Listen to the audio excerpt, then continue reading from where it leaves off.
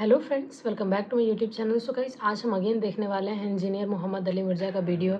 And ये जो है मॉडर्न डे कुरानिक स्कॉलर उस्ताद नौमान अली खान साहब का है। उनके रिलेटेड वो बात करने वाले हैं। तो चलिए इस वीडियो को स्टार्ट करते हैं without any further delay. And guys, अभी तक आप लोगों ने चैनल को सब्सक्राइब नहीं किया तो चैनल को सब्सक्राइब कर लीजिएगा एंड वीडियो को पूरा देखिएगा ताकि आप लोगों को पूरा वीडियो समझ में आए। एंड चलिए पहले वीडियो को स्टार्ट करते हैं, देन इसके बारे में लास्ट में बात करेंगे कि क्या मतलब ये इस वीडियो में बताना चाहते हैं। चलिए वीडियो स्टार्ट करते हैं, लेट्स स्टार्ट। नौमान अली खान साहब हैं, इनका ताल्लुक भी पाकिस्तान से, आजकल अमेरिका में सेटल है और बहुत कुरान हकीम की खिदमत के हवाले से उन्होंने काम किया है। और इंटरनेशनल लेवल के ऊपर जहाँ पर अंग्रेज़ी समझी जाती है अखलाकी मौज़ूआत के ऊपर और कुरान के एतबार से, कुरान की तालीमात के पॉइंट ऑफ व्यू से और उसमें जो इंटेलेक्चुअल पॉइंट्स हैं उनको हाईलाइट करने के एतबार से, इस हवाले से जो उनकी खिदमात हैं अल्हम्दुलिल्लाह काबिल तहसीन है और अल्लाह ताला उनको जज़ाए खैर अता फरमाए अल्हम्दुलिल्लाह। कुरान, सवाल ये होता है कि या तो कुरान तकरीर है, कलाम है, या किताब है, लिखी हुई चीज़ है या बोली हुई चीज़ है। ये सवाल है, बहुत ज़रूरी सवाल है। इंसान के लिखने में और इंसान के बोलने में ज़मीन आसमान का फ़र्क है। अभी मैं आपसे बोल रहा हूँ और जब मैं बोलता हूँ तो मेरी ज़बान में गलती भी होती है, मैं अपने आप को रिपीट भी करता हूँ, गलती से अंग्रेज़ी के लफ्ज़ भी बीच में दाखिल कर देता हूँ, करता हूँ कि नहीं। इंसान की स्पीच में अगर अंग्रेज़ी में हो, उर्दू में हो, किसी भी ज़बान में हो, गलती लाजमी है, वो होती है। और फिर इंसान अपने आप को करेक्ट भी करता है, वापस जाके दोबारा अपने आप को रिपीट भी कर देता है, ठीक है ना। अच्छा, फ़र्ज़ करें कि मैं कोई तकरीर दे रहा हूँ और किसी ने उस तकरीर का ट्रांसक्रिप्ट, पूरी रिकॉर्डिंग उसको टाइप कर दिया, उसमें रेपिटेशन होगी कि नहीं?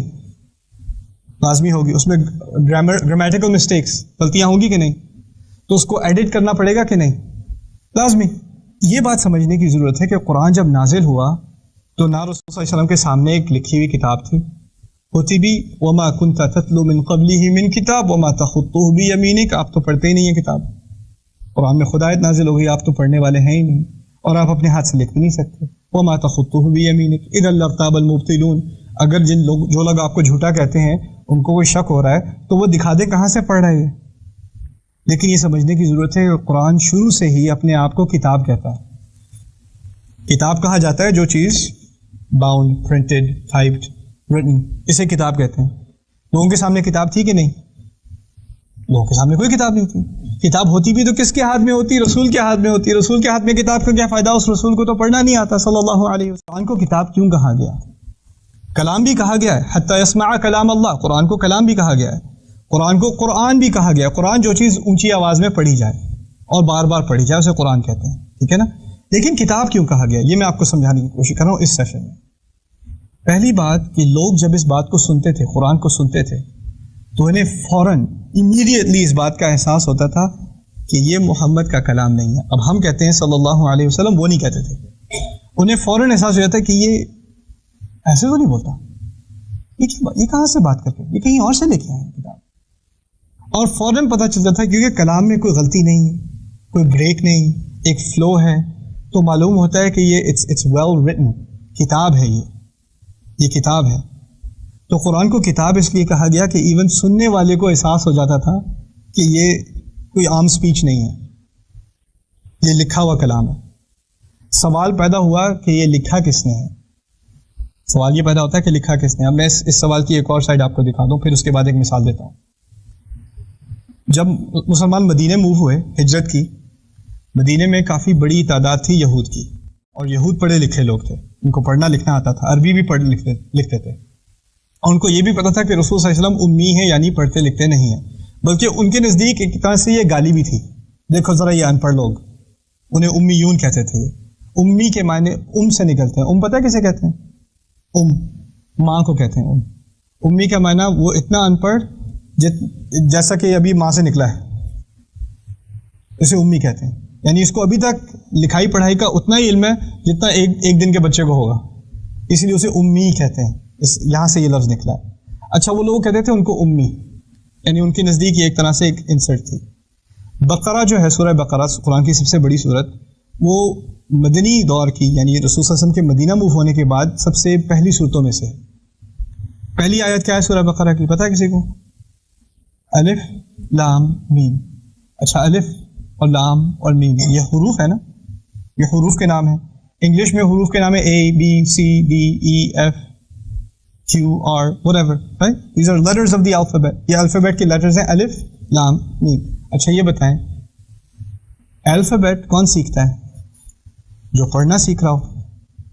الفابیٹ کسے آتی ہے؟ جسے پڑھنا آتا ہو. جس نے کبھی پڑھنا سیکھا نہ ہو اس کا حروف سے کیا تعلق؟ بہت سارے لوگ ہیں، فرض کریں پاکستان میں بہت سارے لوگ ایسے ہیں جو اردو بولتے ہیں پڑھتے نہیں ہیں. اب جو اردو بولتا ہے پڑھتا نہیں، اسے جا کے کہو الف ہے کی ہے، اسے کیا پتا الف کیا ہے؟ اس کے مطلب کی بات ہی نہیں. الف تو اس کے مطلب کی بات ہے جو بیٹھ کے کسی استاد کے ساتھ پڑھے الف کیا ہوتا ہے، لام کیا ہوتا ہے، میم کیا ہوتا ہے، وہ حروف پڑھے. رائٹ؟ بقرہ کی پہلی آیت الف لام میم ہی یہود کے لیے ایک طرح کا شوق تھی. یہ حروف اس کو کس نے سکھا دیے؟ یہ تو امی ہے، اس کو تو پڑھنا نہیں آتا، اس نے کہاں سے سیکھ لیے حروف؟ یہ حروف تو کسی کتاب سے ہوتے ہیں. اگلی آیت کیا ہے؟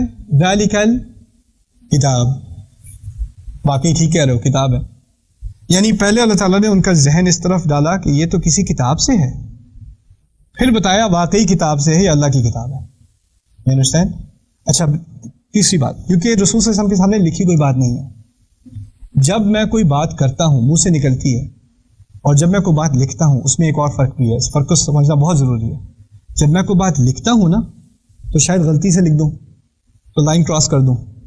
اگر کمپیوٹر پہ ٹائپ کر رہا ہوں تو لفظ کو اریز کر دوں، کٹ کر دوں، پیسٹ کر دوں. ایسے لکھوں تو اس میں سے ایک دو جملے نکال دوں، ایک پیراگراف کو بڑا کر دوں، ایک کو چھوٹا کر دوں. ایڈجسٹمنٹ کر سکتا ہوں کہ نہیں؟ کر سکتا ہوں. جب بول رہا ہوتا ہوں تو ایڈجسٹمنٹ کا کوئی موقع ملتا ہے؟ جو بات ایک دفعہ نکل گئی وہ نکل گئی، اب وہ واپس نہیں لی جا سکتی. قرآن میں کوئی ایڈیٹوریل پروسیس ہے. اگر لکھا ہو انسان کے سامنے تو ہو سکتا ہے کہ کوئی مٹا کے کوئی اور چیز ڈال دے، کوئی ایڈجسٹمنٹس کر دے. قرآن پورا کا پورا بولا گیا ہے کتاب اللہ تعالیٰ کی یہاں، اللہ تعالیٰ کی پوزیشن میں، لوح محفوظ کے اندر اللہ تعالیٰ کے پاس ہے. لیکن جو دیا گیا وہ کلام دیا گیا، زبان پہ دیا گیا، اور زبان میں ایک دفعہ بات نکل جائے تو وہ واپس نہیں لی جا سکتی. سمجھ رہے ہیں بات؟ قرآن میں کیا بنی اسرائیل سے خطاب ہے؟ یعنی ڈائریکٹ خطاب ہے. کیا انہیں نام سے پکار کر ان سے بات کی گئی ہے؟ اللہ تعالیٰ نے ان سے بات کی ہے. ہاں، یا بنی اسرائیل تو کہا ہے، یا بنی اسرائیل، اے اسرائیل کی اولاد سن لو. ہمیں بھی ڈائریکٹلی پکارا ہے، یا ایھا الذین آمنوا. یعنی اللہ تعالیٰ کبھی ہم سے کبھی اور سے بات کرتے ہیں، ہوتا ہے کہ نہیں؟ اچھا اس آیت کو ذرا سن لیں اور سمجھنے کی کوشش کریں. وَظَلَّلْنَا عَلَيْكُمُ الْغَمَامَ وَأَنزَلْنَا عَلَيْكُمُ الْمَنَّ وَالسَّلْوَىٰ كُلُوا مِن طَيِّبَاتِ مَا رَزَقْنَاكُمْ وَمَا ظَلَمُونَا وَلَكِنْ كَانُوا أَنفُسَهُمْ يَظْلِمُونَ. اس عظیم آیت میں تقریباً 2/3 آیت جو ہے اس کا خطاب بنی اسرائیل سے ہے. 2/3 ایک ہی آیت کے اندر بات ہو رہی ہے بنی اسرائیل سے، اور ان سے ڈائریکٹلی بات ہو رہی ہے. اللہ تعالیٰ کہہ رہے ہیں وَظَلَّلْنَا عَلَيْكُمُ الْغَمَامَ، میں نے تم پر بادل بھیجے. وَأَنزَلْنَا عَلَيْكُمُ الْمَنَّ وَالسَّلْوَىٰ، اور تم پر میں نے منہ اور سلوہ کی نعمتیں دیں. کلوا من طیبات ما رزقناکم، ان اچھی چیزوں سے جن کا رزق میں نے تمہیں دیا ہے ان سے کھاؤ، اچھی چیزوں کو کھاؤ. اب کھاؤ، تم پر بادل بھیجے، تم پر منہ سلوہ بھیجا، اور تم کھل کر کھاؤ، اچھی چیزیں کھاؤ. یہ آپ سے ڈائریکٹ بات ہو رہی ہے نا، ڈائریکٹ بات ہو رہی ہے.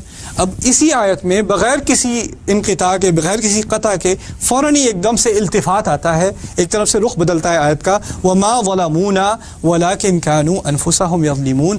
انہوں نے ہم پر ظلم نہیں کیا بلکہ وہ اپنے اوپر ہی ظلم ڈھاتے تھے. انہوں نے، میری توقع یہ تھی، اللہ تعالیٰ کہہ رہے ہیں تم پر بادل چھائے گئے، تم پر منہ و سلوہ کی نعمت آئی، تم سے کہا کھاؤ اور پیو، کھاؤ جو اچھی چیز ہے کھاؤ. تم نے ہم پر ظلم نہیں کیا، اپنے اوپر ہی ظلم کیا. تم تک ہی بات رہتی، لیکن ایک دم تم والی بات ختم. تم لوگوں کو میں نے جواب سکھائے، تم لوگوں کے ساتھ میں نے دہرائی کی بار بار، یہاں تک کہ میں نے تمہیں ایگزام کی کاپی بھی دے دی اور اس کے ساتھ آنسر کی بھی دے دی. تم لوگ پھر بھی فیل ہو گئے. کس قسم کے نکمے لوگ ہو تم لوگ. برا مت ماننا، میں مثال دے رہا ہوں. اچھا اب میں آپ کو یہ مثال دے رہا ہوں، لیکن جب میں آپ سے یہ بات کر رہا ہوں اور آپ کو ڈانٹ رہا ہوں تو سن کون رہا ہے؟ وہ لوگ. لیکن وہ لوگ خوش نہیں ہیں. وہ لوگ اس بات سے مسکرانے لگے، دیکھو ذرا ان کی کھینچ رہے ہیں آج. نہ، یہاں کسی کو خوشی نہیں ہے. پتہ ہے کیوں خوشی نہیں ہے؟ کل تم بیچاروں کا امتحان ہے. آج ان کی کھچائی ہو رہی ہے, پرسوں تم ذبیحہ ہوگے. یہی بات ہے نا, یہی مسئلہ ہے نا. تو بات تو آپ سے کی جا رہی ہے, لیکن ڈر وہ لوگ رہے ہیں, کیونکہ آپ کی تو انا للہ و انا الیہ راجعون, آپ کا تو معاملہ, آپ کا تو جنازہ پڑھا جا رہا ہے. وہ بیچارے ابھی بھی حیات ہیں, تو ان کو خوف لگا ہوا ہے کہ کل ہمارا کیا ہوگا. سمجھ رہے نا بات؟ تو اب دیکھیں, میں نے تمہارے لیے کیا کچھ نہیں کیا, کیا کچھ نہیں کیا. دیکھو انہوں نے میرے ساتھ زیادتی نہیں کی, اپنا ہی نقصان کر رہے ہیں. اب میں نے جو مڑ کے اس طرف بات کی, ان کی طرف اشارہ کر کے بات کی, تو اسے التفات ہی کہیں گے نا. اللہ تعالیٰ بنی اسرائیل سے بات کر رہے ہیں, کہہ رہے ہیں تمہارے لیے کیا کچھ نہیں کیا, تمہیں بادل دیے, منا سلوا دیا, کہا کھل کے کھاؤ. انہوں نے میرے ساتھ زیادتی نہیں کی, انہوں نے اپنے ساتھ ہی زیادتی کی. یہ بات اب کس سے کی جا رہی ہے؟ مسلمان سے کی جا رہی ہے. کیوں؟ کیونکہ اللہ تعالیٰ کو پوری طرح علم ہے کہ بنی اسرائیل بھی سن رہے ہیں اور مسلمان بھی سن رہے ہیں. اور کہیں غلطی سے مسلمان یہ سن کے یہ نہ سمجھ لے کہ دیکھو بنی اسرائیل کی تو بڑی کھینچی ہے قرآن میں, اف ان کا تو بڑا ان کا تو نمبر آیا ہے قرآن میں. ان کے بارے میں بات نہیں ہو رہی میاں, ان کی تو باری گزر چکی, ان کا تو جنازہ نکل چکا. اصل بات کس کی ہو رہی ہے؟ آپ کی باری ہے صاحب, آپ کی باری ہے. انہوں نے ہمارے ساتھ زیادتی نہیں کی, وہ اپنے ساتھ ہی زیادتی کر رہے تھے. سو گائز ویڈیو یہیں پہ اینڈ ہوتا ہے. And I think guys Noman Ali Khan بھائی جو ہیں, he is really asset for modern Muslims I think. And ان کی جو ایکسپلین کرنے کا طریقہ ہے نا, and the way he is explaining everything is very کہہ سکتے کافی اچھا ہے, اینڈ کافی سمپل ہے, کافی یونیک ہے.